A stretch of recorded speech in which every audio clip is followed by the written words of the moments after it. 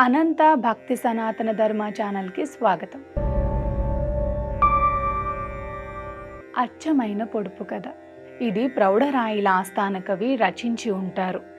8 ప్రశ్నలు, వాటికి జవాబులు ఈ చాటువులో కవి పొందుపరిచాడు. ఈ సీస పద్యం అచ్చమైన పొడుపు కథ.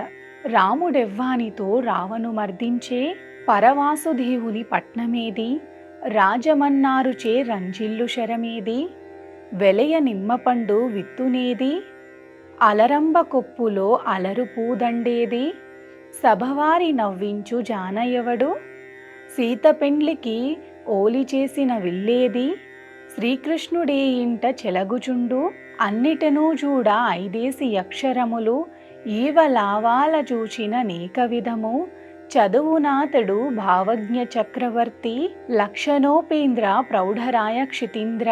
పై పద్యంలో మొదటి 8 పాదాలు ప్రశ్నలు, తదుపరి 2 పాదాలు వాటి జవాబులు తెలిపే సూచకులు.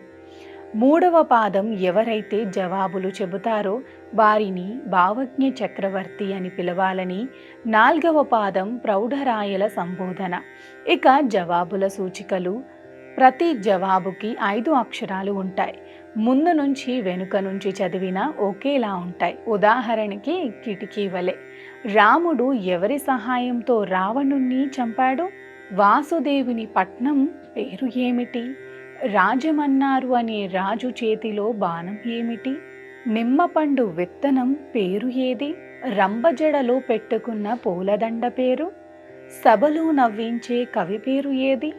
సీత పెండ్లికి సుల్కంగా పెట్టిన విల్లు ఏది? శ్రీకృష్ణుడు ఎవరి ఇంట పెరిగాడు? ఇవి జవాబులు.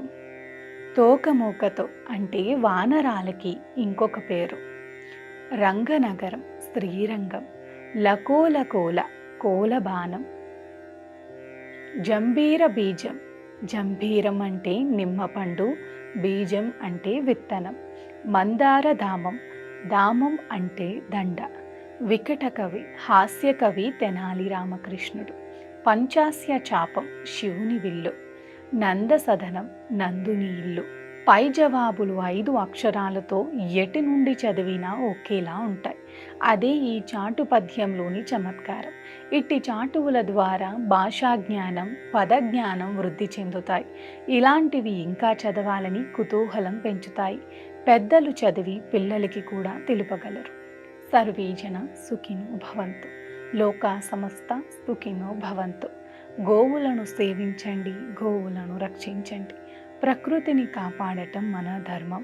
ప్రకృతిని కాపాడండి, ఒక్క మొక్కైనా నాటండి. నమస్కారం.